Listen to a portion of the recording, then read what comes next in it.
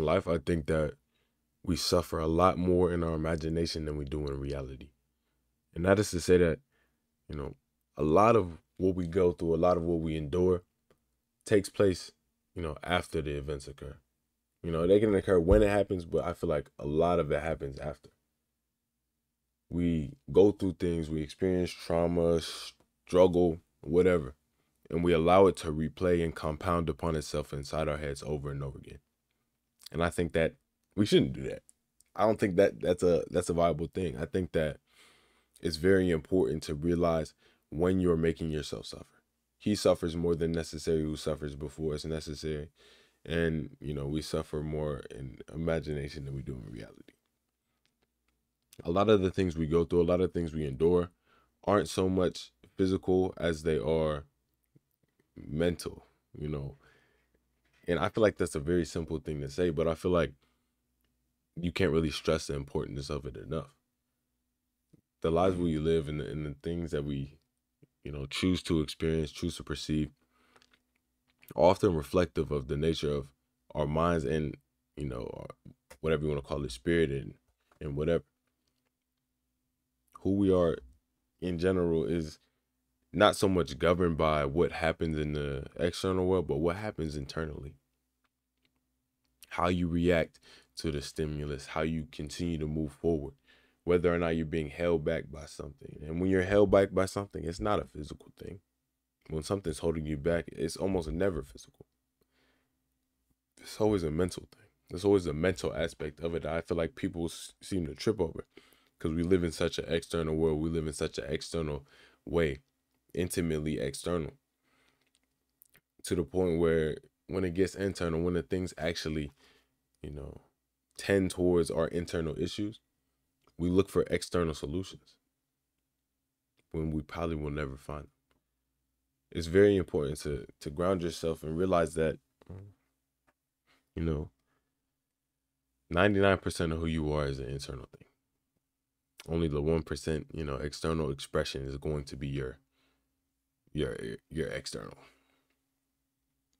It's very important to realize when, your thoughts aren't serving you and when you aren't serving yourself. As I feel like a lot of time we sit in sort of a state of suffering. We sit in a state of, I don't want to call it agony, but we sit in a state where, something that we've gone through, something that we're going through tends to sit in our mind.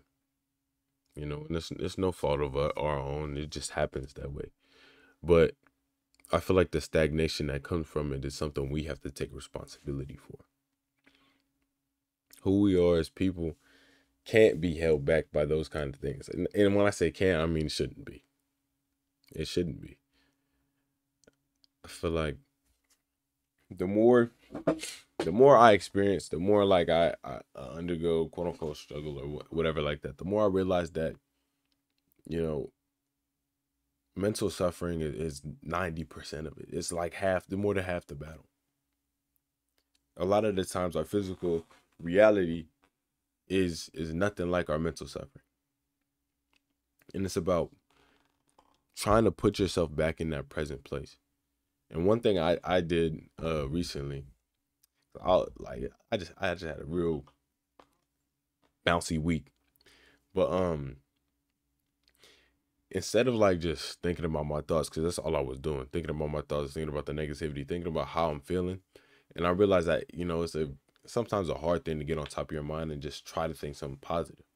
So instead of doing that, we have to somewhat take a step back from it, realize we're the observer, and also realize we're, sort of the person in control. And when I say that, I don't mean I was like, oh, turn off thoughts and they turned off. I was saying that, instead of trying to get on top of my thoughts, trying to force my thoughts to be a certain way, I just tried to focus on my body. Focus on the super physical. Only be present.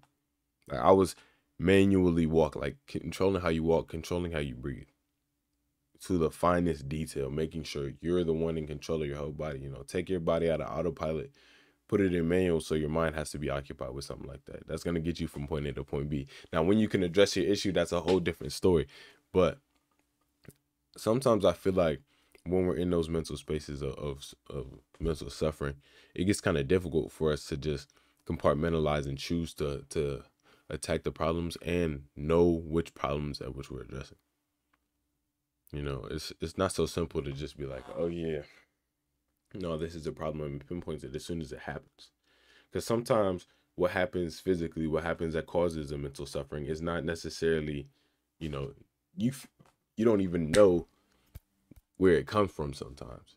Like you don't know which event caused what, or what scenario caused what, or what underlying things are, you know, aiming to mess with your mental in a way. So that's why I feel like it's very important to stress being in the present, being in the present moment, and realizing that that's all you have somewhat control over and power of. You know, in exhibiting your control and power over the present moment, you're exhibiting power over yourself, over your expression, and over who you are as a person and how you wish to express yourself. And I feel like that's one of the most important things when it comes to self-development, because it gets real easy to, you know, be on that self-development journey and say to yourself like, oh, I'm going to be positive all the time, oh, I'm going to be this all the time, when in reality it's not going to be that way. Self-improvement is a list of ups and downs, and that's what kind of makes it beautiful. You know, sometimes you're your own teacher, sometimes your environment is going to be a teacher, but all in all, it's about how you receive the lesson. You know, whether you take it and run with it, whether you take it and move forward, or whether you take it or you just process it, need more time to process it, or you're ignoring it. You can't leave anything behind if you fail to move forward. That was what I titled my last video. But I feel like that resonates with this too. You know, you can't leave anything behind if you fail to move forward. We can't, you know, free ourselves from our mind, or stop suffering in our imagination if we fail to, one, address the problem, or two, escape that negative thought loop that's in your head, that's that imagination. Not everyone's going to be mentally strong enough to just tell themselves they want to think something different. And even if you are, it's not like you're going to stay like that every single time. You know, I consider myself to be a pretty mentally strong person, but there are times at which I'm like, you know, this is kind of cooking me more than it should. And that's when I have to take that step back and, you know, sort of ask yourself some of the governing and important questions. Like, what does this really have to do with me? How is it contribute to my longevity as a person, my expression as a person, and whether or not I have control over it? Because I feel like some stuff we just don't have control over. Some things are just events. And it's about how we react to the event, not how the event is in general. It's about being present enough to choose the connotation, and if you're not, the connotation is already chosen by you. It's about being present enough to take a step back from your connotation. You know, realize the pieces and parts of you that went into that the negative aspects of the connotation, whether it something be inherently negative, which not really talking about that, but the things that, you know, I feel like we can suffer less from. And saying a lot of things are mental, I'm saying a lot of things are subject to our own perspective and bias, and not so much, you know, how things are grounded in fact. You know, in some ways, some fact is group belief, but it's also our belief too. We address things as if they're somewhat 100% rather than allowing things to be ambiguous. But when it comes to positivity, I feel like we allow that to be ambiguous. We allow that to be somewhat here and there. In celebrating your ups, you have to adjust your downs. You know, I feel like it's a dichotomy of the two that allows you to experience light and dark and be okay with both. You have to realize when it's a reference to another thing. And that's why I'm saying growth isn't always an external looking thing or external feeling. You know, sometimes growth is uncomfortable. Growth isn't always going to feel like the very best thing that's going to happen for you. It's going to feel like something that's happening to you in a way. And I think, you know, certain things are set in place to help us realize things sometimes. You know, teach us lessons. And sometimes not, you know, because I can't speak for everything. Some morally incorrect things happen to some people that shouldn't. You know, some lessons aren't like that, but with certain things that you can derive meaning from and lessons from, make sure you're giving it an attentive ear. Make sure you're listening to it, because I feel like mainly the lessons, what we're hearing in our head, the things that we call lessons, is listening to ourselves in a way. Because I feel like at the end of the day, we know what we need and we know what we need to do in order to get to the place we need to. However, sometimes we don't have the mental energy or mental capacity at which to attack that issue. And I feel like part of that is because we're suffering so much in our head, we're taking energy away from both ourselves and the way we can express ourselves and move forward as people.